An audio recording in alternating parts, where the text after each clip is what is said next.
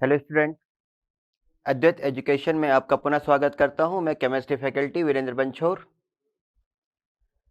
आज के इस वीडियो में सॉलिड स्टेट अर्थात ठोस अवस्था में अपन आगे की तरफ बढ़ेंगे, जिसमें कोऑर्डिनेशन नंबर से रिलेटेड अपन क्वेश्चन करेंगे। बेटा, अभी तक अपन ने जो सॉलिड स्टेट पढ़ा है वहां तक आपके पास कॉन्सेप्ट क्लियर हो गए होंगे कि एटम का डिस्ट्रीब्यूशन कैसे होता है, कैलकुलेशन कैसे होते हैं, डिफेक्ट वाले न्यूमेरिकल आप कैसे करते हैं, और जो मैंने आपको बताया था फ्लो चार्ट में कि सिंपल क्यूब, प्रिमिटिविटी और बीसीसी और एफसीसी का जो अपन एक फ्लो चार्ट फॉर्म किया था, उसमें से एक क्वेश्चन आपको बेटा जरूर आएगा, इसलिए उस क्वेश्चन को आप आराम से करें, है ना।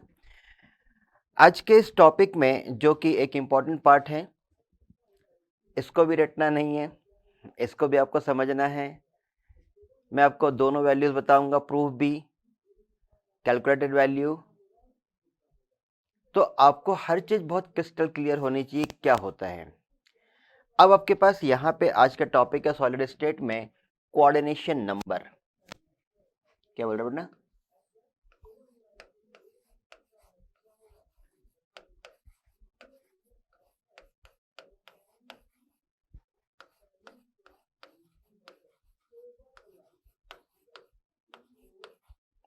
कोऑर्डिनेशन नंबर, ये जो कोऑर्डिनेशन नंबर अपने पास होता है बेटा, ये क्या रिप्रेजेंट करता है? तो जो कोऑर्डिनेशन नंबर होता है वो ये बोलता है कि जैसे कोई एक एटम है, जैसे मेरे पास कोई भी एक नंबर है, एक एटम है, उसके सराउंड में कितने एटम उसके साथ कांटेक्ट में हैं, दूर नहीं है, नियरेस्ट, जुड़े हुए हैं, उसके साथ कितने एटम उसके साथ जुड़े हुए हैं, वो उसका कोऑर्डिनेशन नंबर होता है। अब ये प्लेन में भी हो सकता है और 3 डायमेंशन में भी हो सकता है। देखो, जो अपन प्लेन की बात करते हैं बेटा, है ना, जब प्लेन की बात करते हैं तो अपन 2D की बात करते हैं, 2 डायमेंशन। ठीक, 2 डायमेंशन क्या होता है? 2 डायमेंशन में मेरे पास दो वैल्यूज काउंट होती हैं, one is a X and other is a Y, और जो भी आपके पास अरेंजमेंट होगा वो एक सर्किल काउंट होगा। तो जो सर्किल होगा बेटा, ये प्लेन होगा, ये मेरे पास, ठीक है, ये मेरे पास प्लेन होगा, सर्किल होगा। और सर्किल का जहाँ पे क्या होगा बेटा, एरिया होगा। यहाँ पे जो एरिया होगा वो कितना होगा बेटा, मेरे पास पाई आर का स्क्वायर होगा। ये सर्किल काउंट होगा। अब मेरे पास यहाँ पे 2D में ये प्लेन है, प्लेन मेरे पास, ये फुटबॉल नहीं है, ये मेरे पास प्लेन है। अब यहाँ पे अपन जब कैलकुलेशन करते हैं तो 2 डायमेंशन में कोऑर्डिनेशन नंबर अपन कैसे कैलकुलेट करेंगे? जैसे मेरे पास एटम टू एटम अरेंजमेंट है ना, जैसे अपन ने पढ़ा बेटा, एक एटम है मेरे पास, फिर दूसरा भी मेरे पास एटम है, फिर मेरे पास और भी एटम्स हैं। ये इस प्रकार से हेड टू हेड अरेंजमेंट है। क्लियर? ये मेरे पास हेड टू हेड अरेंजमेंट है। आपको क्लियर दिख रहा है बेटा, है ना? तो यहाँ पे जो डिस्ट्रीब्यूशन है उसमें ये देखो कि सेंटर एटम जो है मेरे पास, जो मेरे पास सेंटर एटम है वो कितने एटम से जुड़ा हुआ है? आपको ऐसा लग रहा है कि मेरे पास 9, नहीं, आपके पास जो सेंटर एटम है बेटा, जो सेंटर एटम है वो मेरे पास ये रहा, है ना। ये जो सेंटर एटम है, ध्यान से देखो, ये जो सेंटर एटम है ये यहाँ से जुड़ा हुआ है, देखो ये इसके साथ, ये देखो टच है, यहाँ से ये इसके साथ टच है बेटा, ये देखो। क्या ये वाला एटम इससे टच है? नहीं। क्या ये एटम इससे टच है? नहीं। क्या ये एटम इससे टच है? नहीं। तो जहां पे ये टच होता है, जहां से अपन ने क्या बोला, all the length calculate from centre to centre of an atom, तो सेंटर सेंटर जहां पे टच होते हैं वो उसका कोऑर्डिनेशन नंबर कैलकुलेट होता है। तो देखो, मेरे पास ये जो सेंटर एटम है, ये जो सेंटर एटम है ये वाला, राइट, ये कितने एटम से कंट्रीब्यूट कर रहा है? मान लो मैं इसको ओ नाम दे देता हूँ। तो मेरे पास एक एटम ये वाला है ए, एक एटम बी है, एक एटम सी है और एक एटम डी है। तो 2D में, 2 डायमेंशन में जब हेड टू हेड ओवरलैपिंग हो रही है तो इस सेंटर एटम के लिए कोऑर्डिनेशन नंबर कितना बेटा? 4। प्लेन में 2D की बात हो रही, 3D की बात नहीं हो रही है। किसकी बात हो रही है? 2D की बात हो रही है। तो 2D की जब बात हो रही है तो मेरे पास कोऑर्डिनेशन नंबर कितना रहा बेटा? 4। अब यदि मेरे पास डिस्ट्रीब्यूशन कुछ इस प्रकार से है कि अपन ने जो पढ़ा था बेटा, one atom is place midway of two another atom. जो दूसरा सिस्टम था अपने पास, दूसरे सिस्टम में क्या था कि मेरे पास डिस्ट्रीब्यूशन कुछ इस प्रकार से था कि एक एटम दूसरे एटम के बीच में है, ठीक, इस प्रकार से ये रहा, ऐसा, ऐसे मेरे पास एटम का डिस्ट्रीब्यूशन है। क्लियर? ऐसे। तो इसमें जो अरेंजमेंट है वो ध्यान से देखो। अब इसमें ऐसे और भी टू डायमेंशन, कोई भी एक सेंटर एटम लो बेटा, कोई भी अपन एक सेंटर एटम लिया। जब अपन एक सेंटर एटम लेते हैं तो मैं सपोज किया कि मैंने ये एक सेंटर एटम लिया, तो ये देखो ये कितने से जुड़ा हुआ है, ये जो है कितने के साथ जुड़ा हुआ है और कितने के साथ आसानी से शेयरिंग कर रहा है। तो देखो ये इसके साथ जुड़ा हुआ बेटा, ऐसे, ये एक, ठीक, ये वाला दूसरा, ये वाला तीसरा, तो 3 और 3 6। तो यहाँ पे मेरे पास जो ज्योमेट्री आ रही है बेटा वो कैसे आ रही है, देखो हेक्सागन के फॉर्म में आ रही है बेटा, ये रहा, ये हेक्सागन के फॉर्म में आ रही। अब यहाँ पे जो है यदि मैं फॉर्म करूं तो कैसा है, ऐसा दिख रहा है आपको, ये देखो टू डायमेंशन में ये कैसा हो जाएगा, स्क्वायर प्लेनर, और वो आ जाएगा हेक्सागन फॉर्म में।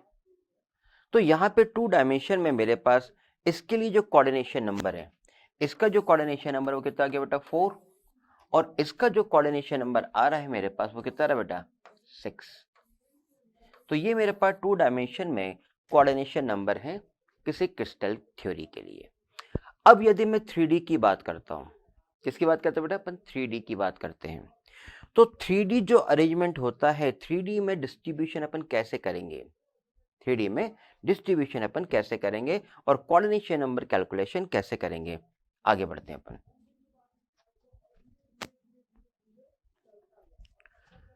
अब अपने पास है 3D।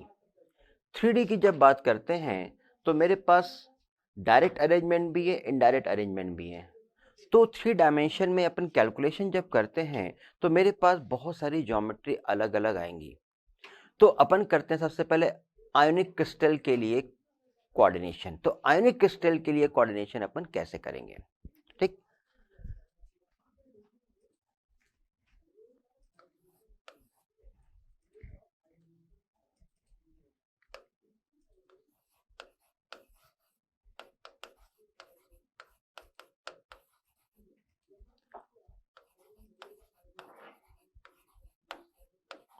Coordination number for ionic crystal. Ionic crystal में जो कोऑर्डिनेशन नंबर है बेटा वो मेरे डिपेंड करता है radius ratio of cation and radius ratio of anions. कैसे, तो आपके पास एक फ्लो चार्ट फॉर्म कर रहा हूं मैं, मेरे पास रेडियस रेशियो कैटायन का और एनायन का, इनका जो रेडियस रेशियो है वो कोऑर्डिनेशन नंबर, और उसका स्ट्रक्चर अपन कैसे ड्रॉ करेंगे। देखो यदि रेडियस रेशियो मेरे पास 0.155 के बराबर या उससे ज्यादा, लेकिन 0.225 से कम, तो जो कोऑर्डिनेशन नंबर होगा मेरे पास, जो मेरे पास कोऑर्डिनेशन नंबर होगा वो होगा मेरे पास 3। ये होगा मेरे पास कोऑर्डिनेशन नंबर 3। इसका मतलब क्या हुआ कि यहां पे मेरे पास जो सेंटर एटम होगा उस पे पॉजिटिव चार्ज वाला बेटा। और अच्छा ये भी बता दो ये है कैसा, देखो अभी मैं आपको सिंपल ड्राइंग बनाता हूँ, फिर अलग से एक पूरा डिटेल ड्राइंग बनाऊंगा। इसके सराउंड में मेरे पास 3 एटम्स होंगे, और मैं आपको हर बार बोलता हूँ बेटा ये जो मैं पॉइंट फॉर्म करता हूँ, जैसे मैंने ये A B C point form किए, ये क्या होते हैं बेटा, एटम के सेंटर होते हैं। मैंने कभी ये नहीं बोला कि बेटा वो एटम है, ये हमेशा एटम के सेंटर है। मतलब आपके पास एटम ऐसे बनेगा, तो वो जब टच होते हैं तो बीच में जो एम्प्टी स्पेस आता है वहां पे एक पॉजिटिव चार्ज आ जाता है, तब ये कैलकुलेशन होता है। तो ये वाला जो रेडियस आता है, ये जो रेडियस आएगा ये आर नेगेटिव वाला रेडियस होता है बेटा, ये आर नेगेटिव का रेडियस होता है। तो इनका जो रेडियस रेशियो होता है यदि इस रेंज में आएगा तो मेरे पास कोऑर्डिनेशन नंबर 3 कैलकुलेशन होगा, राइट, आयनिक क्रिस्टल में। दूसरा जो पार्ट है मेरे पास 0.225 के बराबर या उससे ज्यादा कैटायन एनायन का रेशियो, और कम किससे, 0.1414 से, राइट। यदि इससे मेरे पास कम है लेकिन इसके बराबर या इससे ज्यादा है तो जो कोऑर्डिनेशन नंबर आएगा बेटा वो मेरे पास 4 आएगा। कितना आएगा कोऑर्डिनेशन नंबर 4। कोऑर्डिनेशन नंबर 4 का मीनिंग है इसकी जो ज्योमेट्री आएगी बेटा वो टेट्राहेड्रल ज्योमेट्री आएगी। इसकी जो ज्योमेट्री आएगी वो टेट्राहेड्रल ज्योमेट्री आएगी। मैं आपको बार बार फिर बोल रहा हूं कि ये जो मैं पॉइंट बना रहा हूं ये सब क्या होता है बेटा, सेंटर ऑफ एन एटम। यदि ये कोई बोलता है एटम है, नहीं, ये बेटा सेंटर ऑफ एन एटम है। और इस प्रकार से इनकी ज्योमेट्री जो होती है बेटा वो टेट्राहेड्रल ज्योमेट्री को गेन करते हैं। क्लियर। अच्छा, आप सोचोगे सर ऐसे कैसे, ये प्रूफ है, ऐसा नहीं कि ये प्रूफ नहीं होगी, ये बेटा पूरे प्रूव्ड होंगे। अब आगे चलते हैं अपन थर्ड पे। मेरे पास रेडियस रेशियो थर्ड वैल्यूज पे 0.414 के बराबर या उससे ज्यादा लेकिन 0.732 से कम। यदि इस रेंज में आता है तो जो कोऑर्डिनेशन नंबर है मेरे पास बेटा, कोऑर्डिनेशन नंबर होगा वो 6 होगा मेरे पास। कोऑर्डिनेशन नंबर 6 का मतलब है कि मेरे पास जो सेंटर एटम है उसके सराउंड में 6 मेरे पास अरेंजमेंट होंगे। जैसे अपने प्लेन में 2D, अब ये 3D में, उसके ऊपर से भी आपके पास अरेंजमेंट होंगे और यहाँ पे पूरे के पूरे नेगेटिव वाले होंगे। यहाँ पे पूरे क्या होंगे बेटा, नेगेटिव वाले होंगे इस प्रकार से। और जो नेगेटिव वाले हैं उसमें भी क्या होगा बेटा, उसका सेंटर होगा। मैंने कभी ये नहीं बोला एटम होगा, मैंने क्या बोला, वो उसका सेंटर होगा, ठीक। और 0.732 के बराबर या उससे ज्यादा लेकिन 1 से कम। तो ये कोऑर्डिनेशन नंबर 8 को रिप्रेजेंट करता है। कोऑर्डिनेशन नंबर 8 को रिप्रेजेंट कर रहा है, इसका मतलब ये मेरे पास एक क्यूबिकल अरेंजमेंट करता है। ये मेरे पास एक क्यूब अरेंजमेंट होता है। क्यूब का जो सेंटर पॉइंट होगा उस सेंटर पॉइंट पे मेरे पास एक पॉजिटिव चार्ज होगा। बाकी जितने भी कॉर्नर्स हैं उन सब कॉर्नर पे क्या होगा बेटा, मेरे पास एक नेगेटिव होगा। मेरे पास जितने भी कॉर्नर हैं उन सब में क्या होगा बेटा, नेगेटिव वाला आयंस होगा और जो सेंटर है उसमें पॉजिटिव वाला आयंस होगा। तो इसकी जो ज्योमेट्री होगी वो क्यूबिकल हो जाएगी, राइट। तो मेरे पास थ्योरी ये है कि पहले अपन ने जब कोऑर्डिनेशन नंबर लिखा तो ये आयनिक फॉर्म है। आयनिक फॉर्म में मेरे पास यदि रेंज इसमें आती है तो कोऑर्डिनेशन नंबर 3 कैलकुलेशन होता है। इसकी रेंज आएगी तो कोऑर्डिनेशन नंबर 4 कैलकुलेशन होगा। इसके बाद 6 और 8 वाले, तो मेरे पास ये कोऑर्डिनेशन नंबर किसके लिए बेटा, आयनिक क्रिस्टल के लिए। ऐसे कोई भी क्रिस्टल जिसमें कैटायन और एनायन दोनों मिलके आयनिक बॉन्ड फॉर्म करते हैं, ठीक। जैसे आप जो नमक खाते हैं या मैग्नीशियम क्लोराइड, कोई भी आपके पास मेटल और नॉन मेटल के बीच के रिएक्शन में जितने भी आपके पास क्रिस्टल फॉर्म होते हैं ये सब आयनिक कैरेक्टर के होते हैं। और जो आयनिक कैरेक्टर के होते हैं उनकी ज्योमेट्री अपन इससे कैलकुलेट करेंगे। अब ये कैलकुलेशन अपन कैसे करेंगे, ठीक। अब मैं आपको बताता हूं कि ये जो वैल्यूज हैं वो कैसे हैं। आप कभी ना सोचें कि आप नहीं कर पाएंगे, आप कोई भी चीज आसानी से कर पाएंगे। अब मैं प्रूफ करके दिखा रहा हूं बेटा कोऑर्डिनेशन नंबर 3 के लिए। किसके लिए बेटा,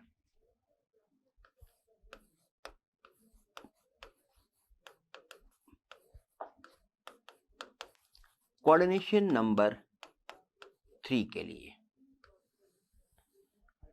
अब जो कोऑर्डिनेशन नंबर 3 है वो क्या बोल रहा है, कैसे अपन उसको कैलकुलेट कर रहे हैं। कोऑर्डिनेशन नंबर 3 का मतलब है मेरे पास जो एक एटम है वो इस प्रकार से है, दूसरा एटम इसके साथ जुड़ा है। ड्राइंग थोड़ा सा बड़ा बनाना पड़ता है बेटा। देखो मैं आपको प्रिंटेड भी दे सकता हूं लेकिन नहीं, आप सीखो किस चीज कैसे होती है। तो जब ये 3 मेरे पास अरेंजमेंट है, एक मेरे पास ये ए पॉइंट है, ये मेरे पास बी पॉइंट है, ये मेरे पास सी पॉइंट है। क्लियर बेटा, ये मेरे पास रेडियस है, ये मेरे पास रेडियस है। देखो आपके पास ज्योमेट्री भी क्लियर बनती जाती है। ये मेरे पास आर नेगेटिव है, आर नेगेटिव है, आर नेगेटिव है, ये भी नेगेटिव, नेगेटिव और नेगेटिव। क्लियर? अब यहाँ पे मेरे पास जो सेंटर है, सेंटर ये वाला, इस पे एक छोटा सा एम्प्टी पार्ट आ जाएगा, यहीं पे वॉइड क्रिएट होता है। ये जो छोटा सा पार्ट है यहाँ पे आ जाएगा पॉजिटिव आयन। क्या आएगा बेटा? ये जो आएगा ये मेरे पास पॉजिटिव आयंस वाला होगा, ये वाला पॉइंट, राइट।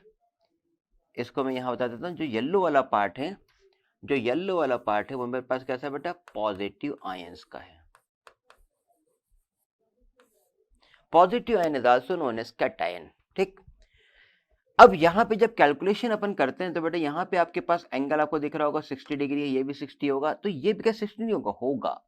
अब मैंने क्या करा, इसको बीच से डिवाइड किया, तो ये मेरे पास 30 कैलकुलेशन हो गया, 30 डिग्री का, राइट।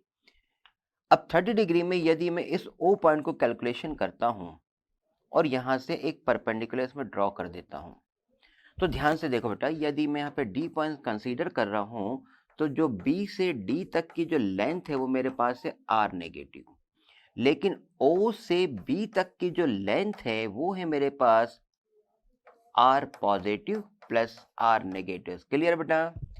क्योंकि यहाँ पे देखो मेरे पास यहाँ पे जो कैलकुलेशन है उस कैलकुलेशन में यहाँ पे मेरे पास नेगेटिव है और ये वाला जो होगा वो मेरे पास R पॉजिटिव से कैलकुलेशन है। क्लियर?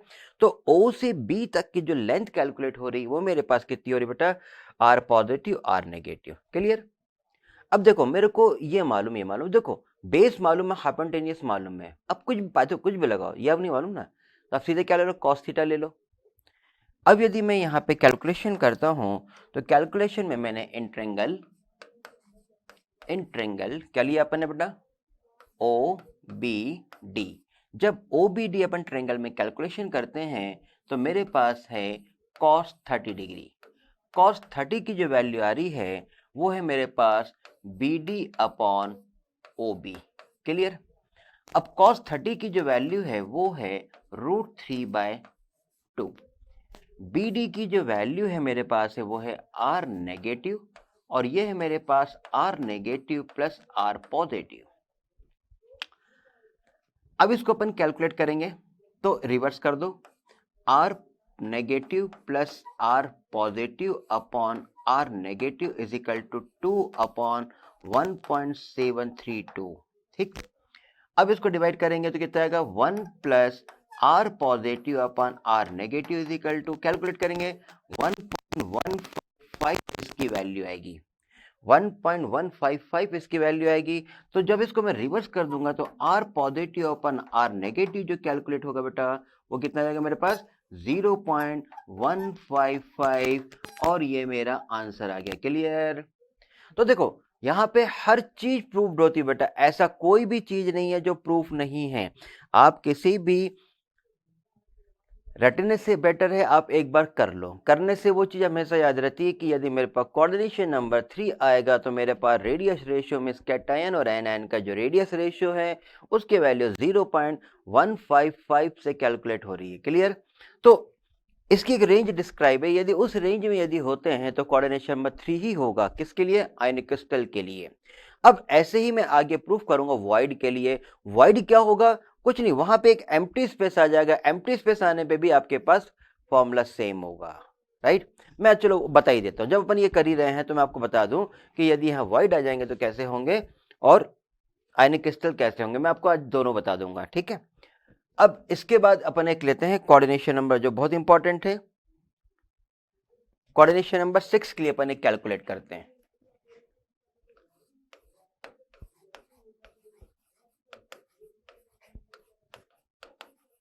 कोऑर्डिनेशन नंबर 6 के लिए अपन कैलकुलेट कर रहे हैं।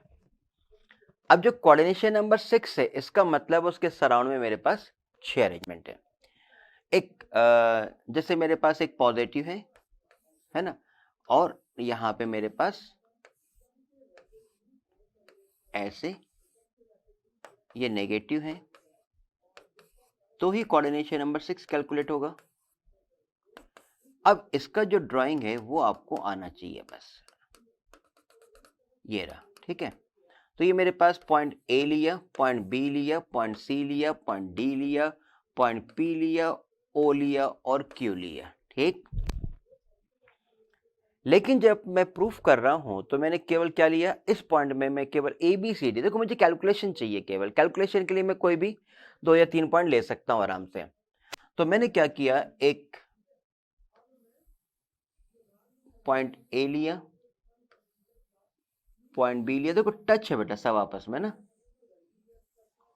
3 और ये 4, तो ये पॉइंट A था बेटा, ये B, ये वाला पॉइंट C और ये वाला पॉइंट D पॉइंट है। क्लियर।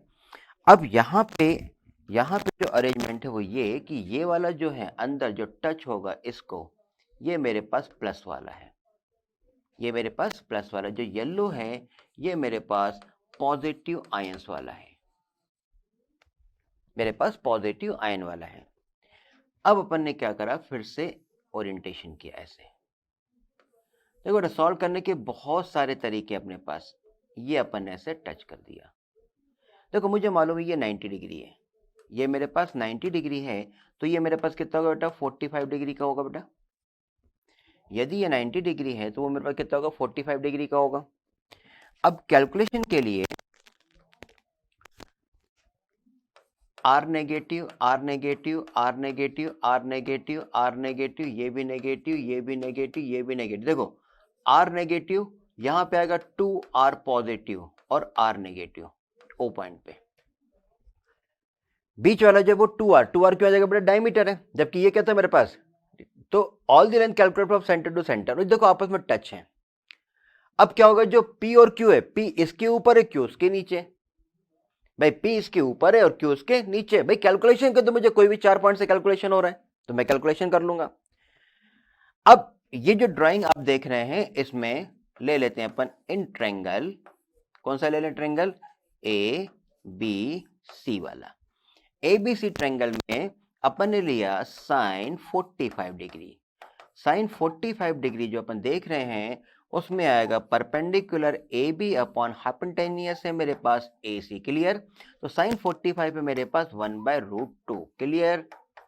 AB की जो वैल्यू है मेरे पास है 2R पे नेगेटिव, और ये वैल्यू है मेरे पास 2R negative plus 2R positive. Check कर लो, AC की जो वैल्यू है वो है 2R नेगेटिव और 2R पॉजिटिव। क्लियर। आगे बढ़ते हैं।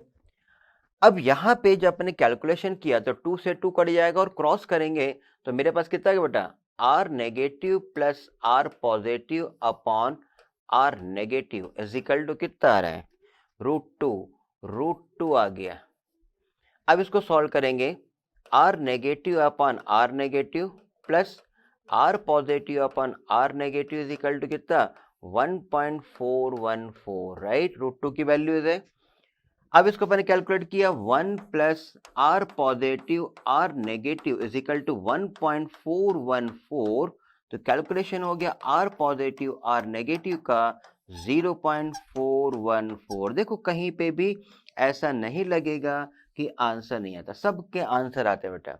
तो अपन जो रटते हैं, रटने की जरूरत नहीं है। मैं बार बार यही कहना चाहता हूं कि अपन कोई भी कैलकुलेशन कर सकते हैं। तो मेरे पास इसी प्रकार जो 2 और है वो भी अपन ऐसे ही सॉल्व कर लेंगे। क्या होता है कि अपन जब IIT और नीट या कोई भी पेपर देते हैं तो उसमें अपन को जस्ट वैल्यूज से कैलकुलेशन हो जाता है, इसलिए अपन इतने प्रूफ बार बार नहीं करते। लेकिन आना चाहिए, रटने की टेंडेंसी जो है वो ब्रेक करने के लिए आपको प्रूफ आने चाहिए। जब ये छोटे छोटे क्वेश्चन कैलकुलेशन आपको आने लगते हैं तो वो जो हार्ड टॉपिक होता है वो आसान हो जाता है, राइट। तो ये मेरे पास है कोऑर्डिनेशन नंबर 6। तो कोऑर्डिनेशन नंबर अपन जब निकाल रहे थे आयनिक क्रिस्टल के लिए तो आपने ये कैलकुलेशन करी। अब मैंने क्या बताया था, यदि वॉइड आ जाए तो भी आंसर सेम रहेगा, यदि वॉइड आ जाए तो भी आंसर सेम रहेगा, ठीक है ना। तो मैंने कंसीडर करा कि मेरे पास एक एटम है, उसका रेडियस है r, और जो वॉइड का रेडियस है वो है स्मॉल r। क्या बोल रहे हैं, मेरे पास एक एटम है,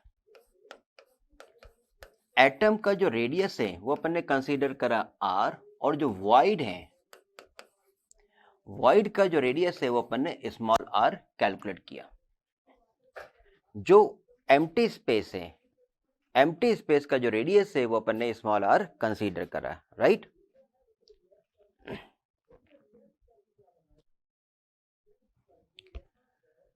तो अब आप कैलकुलेशन कैसे करेंगे? तो मेरे पास जैसे अपन बोलते हैं ना कि वाइड के टाइप्स कैसे होते हैं, कैसे अपन कैलकुलेशन करेंगे, all through values. Clear?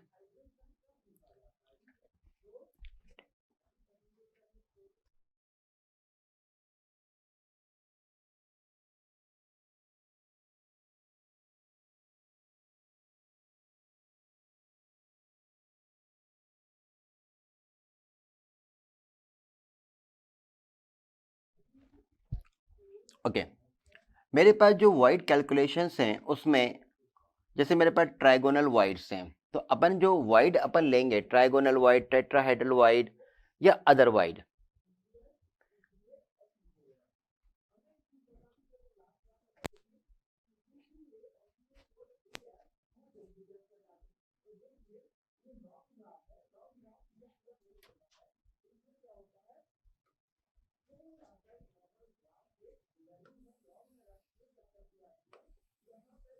Wide अपन बाद में लेते हैं, पहले एक छोटा सा क्वेश्चन करते हैं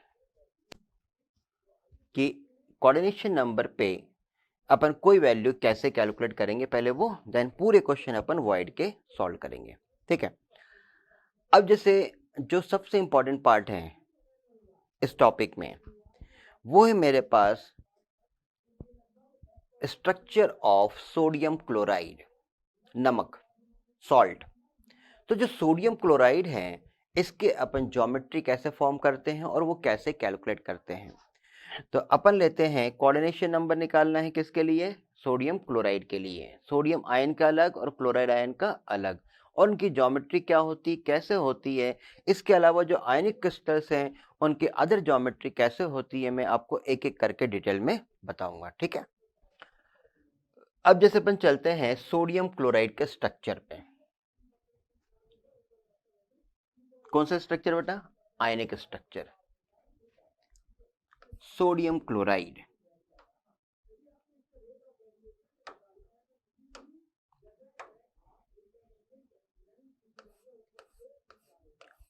sodium chloride.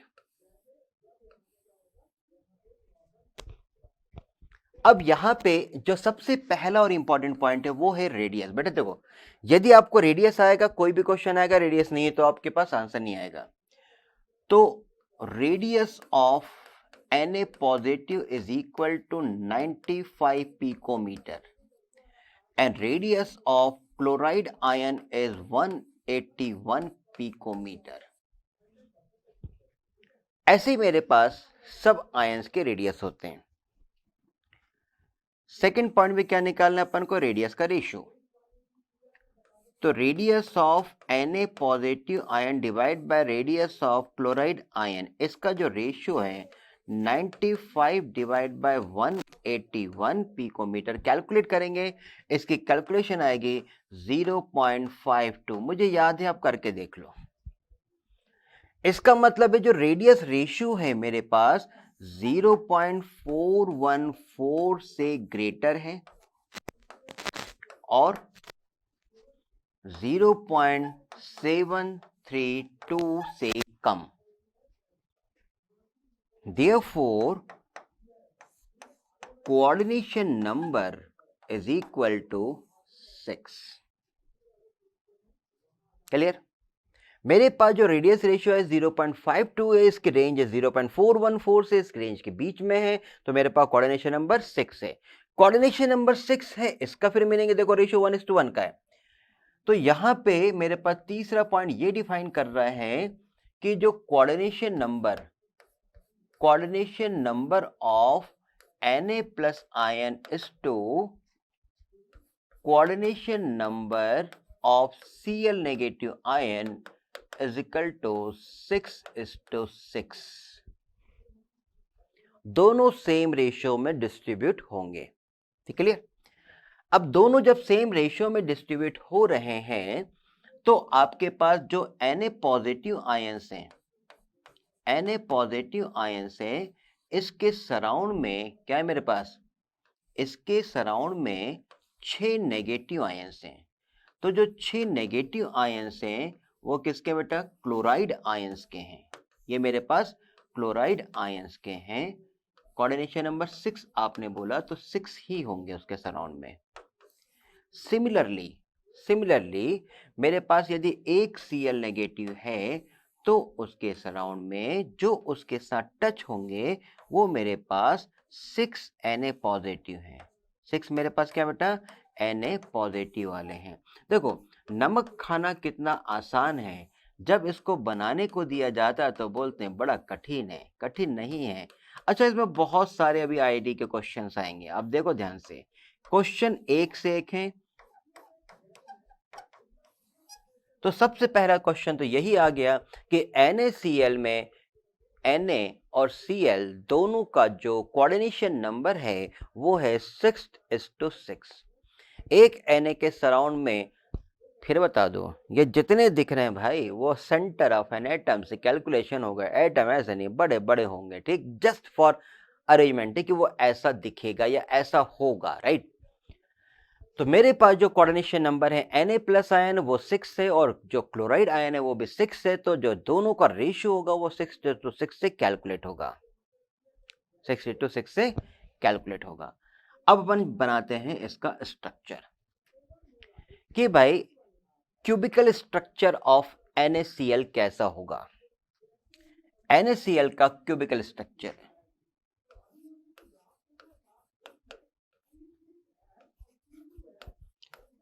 Cubicle structure of NaCl। NaCl का क्यूब स्ट्रक्चर कैसा होगा? ये बड़े मजेदार स्ट्रक्चर है और एक से एक क्वेश्चन आएंगे इसमें। तो अपन एक एक करके ड्रॉ करते हैं कि क्यूब स्ट्रक्चर अपन कैसे फॉर्म करेंगे। तो मेरे पास सबसे पहले तो अपन ने क्यूब फॉर्म किया बेटा। देखो ड्राइंग थोड़ा सा बड़ा बनाएंगे आप तो स्ट्रक्चर बहुत आसानी से अपन सॉल्व कर लेंगे। और देखो ड्राइंग में इसलिए बनाता हूं कि आप हमेशा सीखें कि ड्राइंग अरेंजमेंट कैसे होती है, क्योंकि आप जितनी आसानी से ड्राइंग बना लेंगे उतनी आसानी से आपके कैलकुलेशन हो जाएंगे।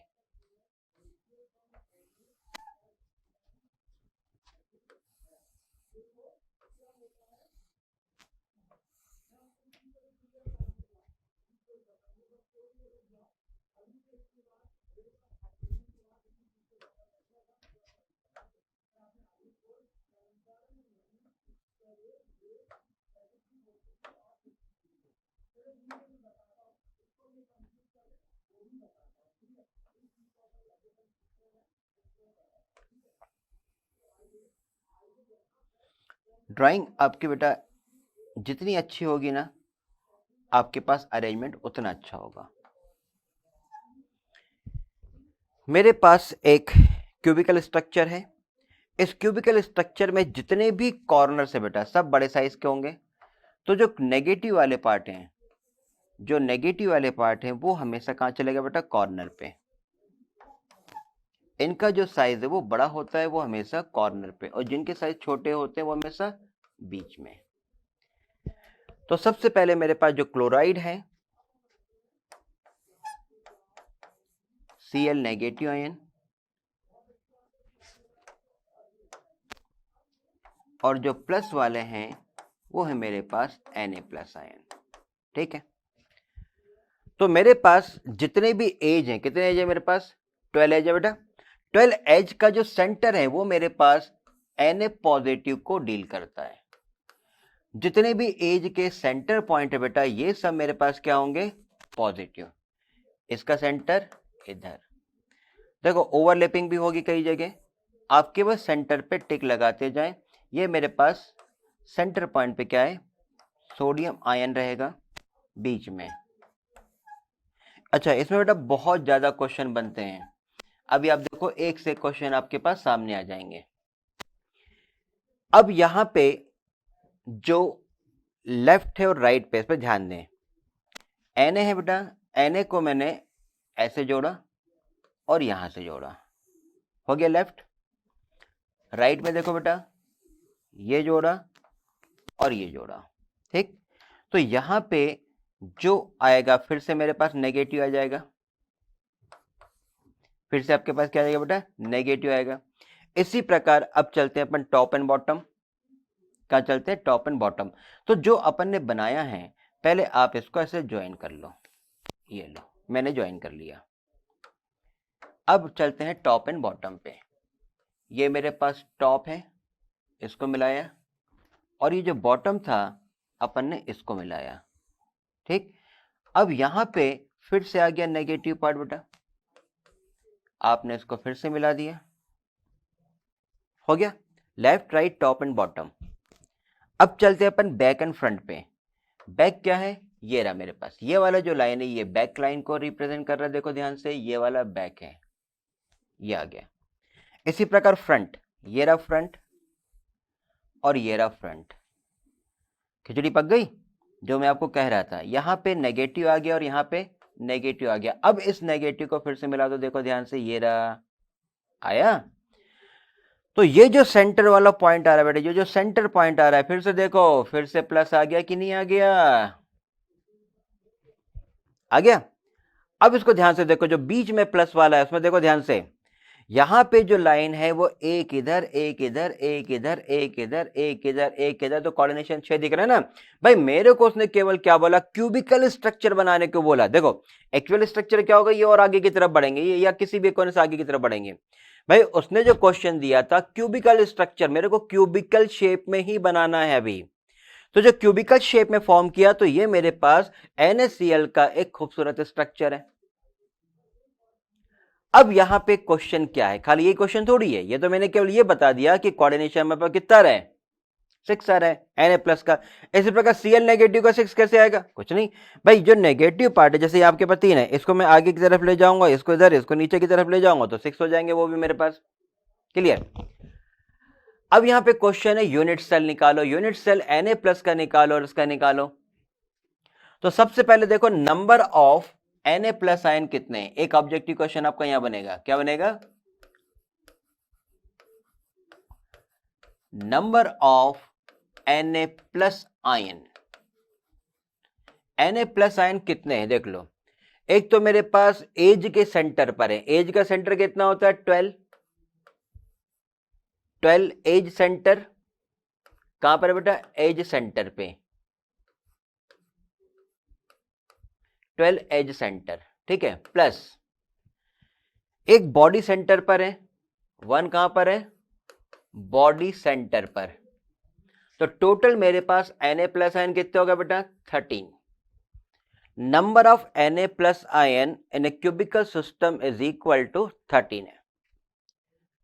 Other number of chloride ion, chloride ion कहां पर है, एक तो देखो कॉर्नर पे है, कितने कॉर्नर है, 8, तो ये मेरे पास कॉर्नर पे है, प्लस फेस, कितने पे से, 6 फेस है बेटा, 6 कहां पर है, फेस सेंटर पे, फेस सेंटर पे टोटल कितने हैं, 14। अब ध्यान से देखो, बन गया क्वेश्चन एक नया, कि मेरे पास जो सोडियम प्लस आयन है उसके नंबर है 13, जबकि क्लोराइड आयन के नंबर है 14। इसका मतलब क्यूबिकल शेल में क्लोराइड आयन जो होते हैं वो सोडियम प्लस आयन से क्या होते हैं, एक ज्यादा होते हैं। जबकि दिखने में लगता है NaCl दोनों 1:1 के रेशियो में, लेकिन क्यूबिक सिस्टम में जो क्लोराइड आयन है उसका नंबर मेरे पास सोडियम आयन से कितना ज्यादा बेटा, केवल एक ज्यादा है, केवल एक ज्यादा है नंबर में, क्लियर। अब बढ़ते हैं अपन आगे, यूनिट सेल अपन कैसे निकालेंगे इसका।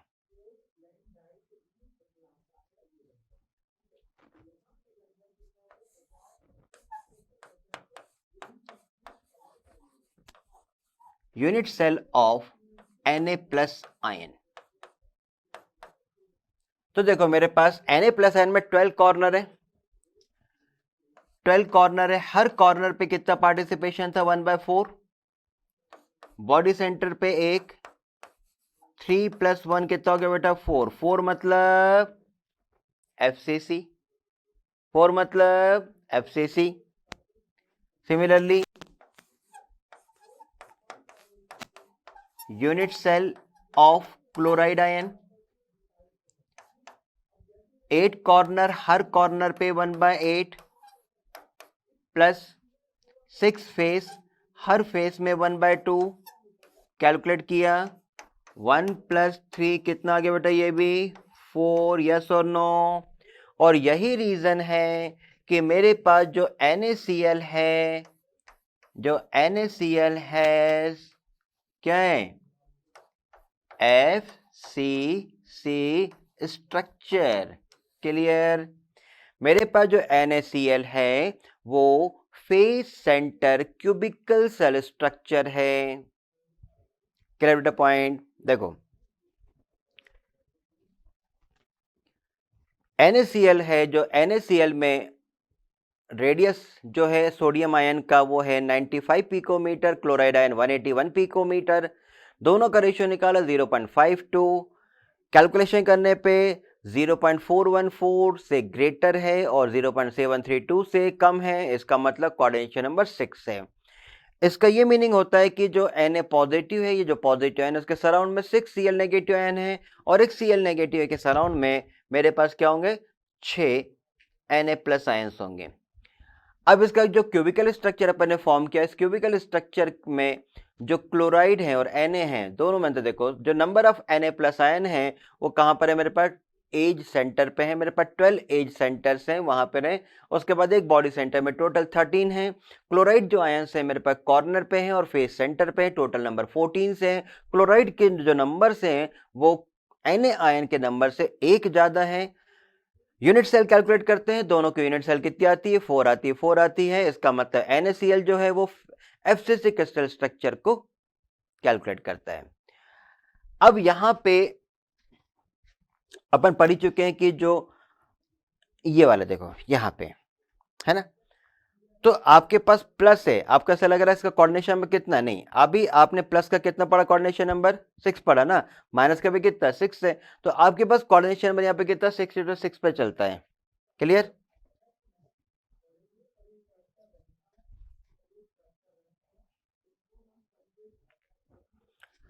अब इसी प्रकार से मेरे पास और भी क्रिस्टल्स हैं। और भी क्रिस्टल्स को अपन को लर्न करना है। तो बाकी क्रिस्टल को अपन लर्न कैसे करते हैं?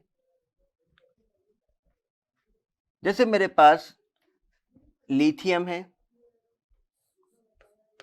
सोडियम है, पोटेशियम है, रुबिडियम है और सीजियम है। सीजियम को मैंने थोड़ा दूर लिखा। इन सब पे मेरे पास चार्ज पॉजिटिव है। क्लियर? अब मैं आपको ये IIT में या नीट के लिए ट्रिक बता रहा हूं, कैसे अपन को लर्न करना है। मेरे पास क्लोराइड है, ब्रोमाइड है, आयोडाइड है इसका। इसी प्रकार क्लोराइड, ब्रोमाइड, आयोडाइड इसका। Chloride, bromide, iodide, chloride, bromide, iodide, chloride, bromide और आयोडाइड। ठीक। अब अपन जब कैलकुलेशन करेंगे तो कैलकुलेशन अपन कैसे पार्टिसिपेट करेंगे?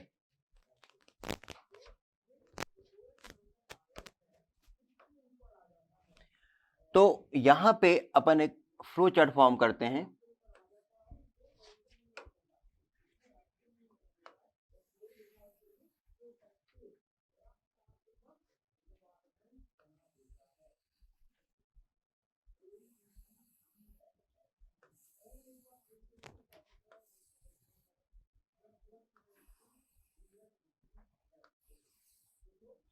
इनमें से कोई भी बेटा, इनमें से मेरे पास कोई भी है, और ये जो पोर्शन है ये पोर्शन अपन ने सेपरेट लिया सीजियम के क्लोराइड, ब्रोमाइड और आयोडाइड के लिए। और ये मैं आपको टिप्स बता रहा हूं, आप डायरेक्ट आंसर लिखा सकते हैं विदाउट एनी हेजिटेशन। कैसे? यहां पे जो सबसे पहला पॉइंट आपका ऑब्जर्वेशन आएगा बेटा, सबसे पहला ऑब्जर्वेशन ये होगा कि मेरे पास इसका जो रेडियस रेशियो है वो 0.414 से ग्रेटर होगा और 0.414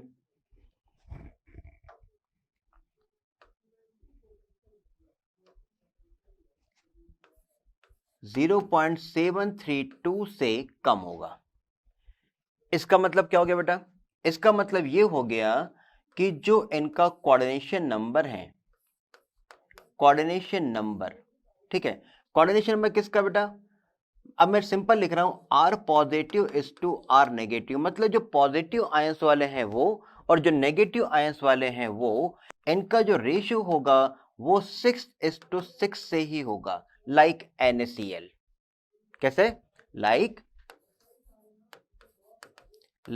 NaCl, जैसे अपन ने NaCl में पढ़ा था, बिल्कुल वैसा का वैसे ही होगा इन सबका बेटा, सबका, कोई भी नहीं छूटेगा। फिर इसके बाद आपके पास ये होगा कि जो नंबर ऑफ पॉजिटिव आयंस हैं, नंबर ऑफ पॉजिटिव आयंस मेरे पास 13 थे और नंबर ऑफ नेगेटिव आयंस जो थे वो मेरे पास 14 थे। तो जो नेगेटिव आयंस है वो पॉजिटिव आयंस से एक ज्यादा है, ये अनदर ऑब्जेक्टिव था। फोर्थ, अब अपन ने जब कैलकुलेशन किया था तो जो यूनिट सेल आई थी बेटा आपके पास, unit cell of positive ions, कोई भी पॉजिटिव आयंस होगा उसकी यूनिट सेल कितनी आ रही थी? 4, राइट। इसी प्रकार यूनिट सेल नेगेटिव आयंस की कितनी आ रही थी आपके पास? ये भी 4 आ रही थी। और यही रीजन था कि ये सब के सब क्या थे बेटा? FCC। क्या थे बेटा मेरे पास? FCC। तो मेरे पास lithium chloride bromide iodide, sodium chloride bromide iodide, potassium chloride bromide iodide, rubidium chloride, कोई भी आ जाए मेरे पास, आंसर हमेशा क्या होगा बेटा? FCC होगा, फेस सेंटर क्यूबिक सेल होगा। इसमें क्या होगा? इसमें क्या होगा? अब इसमें क्या है मेरे पास? पहली जो कंडीशन सबसे इंपॉर्टेंट है कि इसका जो रेडियस रेशियो है वो, इसका जो रेडियस रेशियो है ये मेरे पास 0.732 से ग्रेटर होगा और 1 से कम होगा, है ना। इसका मतलब ये हो गया कि इसके लिए जो कोऑर्डिनेशन नंबर होगा बेटा वो कितना हो जाएगा? 8। कोऑर्डिनेशन नंबर 8 का मतलब ये है यहां पे मेरे पास कि कोऑर्डिनेशन नंबर ऑफ, जैसे सीजियम आयन है, मैंने एक एग्जांपल लिया, caesium ion is to chloride ion is equal to 8:8। इसका मतलब है एक सीजियम सेंटर पे है, 8 उसके सराउंड में है, इसी प्रकार एक Cl सेंटर में है और 8 उसके सराउंड में है। इस प्रकार से इसका कोऑर्डिनेशन नंबर आपके पास कैलकुलेशन आएगा, राइट। अब यहां पे जो सीजियम आया तो आपके पास जो अरेंजमेंट आएगा, देखो वो अरेंजमेंट छोटा सा मैं आपका ड्राइंग बना देता हूं, ये छोटा सा एक अरेंजमेंट आएगा इस प्रकार से, ये रहा। अब यहां पे पॉजिटिव बीच में है, मतलब सीजियम बीच में है, और मेरे पास जितने भी नेगेटिव हैं वो सब कहां पर है बेटा? इस कॉर्नर पे लोकेट कर रहे हैं। इसका मतलब क्या हो गया? अरे यार BCC हो गया ना। देखो ध्यान से, ये जो क्रिस्टल फॉर्म आ रहा है ये BCC नहीं आ रहा है क्या आपके पास? बॉडी सेंटर क्यूबिक सेल जैसा, राइट। सिमिलरली मेरे पास जो Cl वाला है बेटा, Cl जो है उसका भी आंसर सेम आएगा, उसका भी आंसर सेम आएगा। तो मेरे पास जो सीजियम क्लोराइड है उसका स्ट्रक्चर आपके पास बॉडी सेंटर क्यूबिक सेल होता है। क्लोराइड यदि बीच में है, क्लोराइड बीच में है तो मेरे पास पूरे के पूरे पॉजिटिव वाले जो सीजियम आयन है वो कहां रहेंगे बेटा? कॉर्नर पे होंगे, और ये यहां पे डिलोकलाइज होगा। तो ये भी मेरे पास कैसा होगा बेटा? BCC, body centre cubic cell से कैलकुलेट होगा। तो ये मेरे पास आयनिक क्रिस्टल का बहुत सिंपल सा एक फ्लो चार्ट है जिसमें अपन किसी भी आयनिक क्रिस्टल के क्वेश्चन को कर सकते हैं। कर क्या सकते हैं? आप सीधे याद रखो, लिथियम से रुबिडियम तक मेरे पास FCC क्रिस्टल है लाइक NaCl, और सीजियम क्लोराइड वाला है जो मेरे पास क्या है? BCC स्ट्रक्चर में, राइट।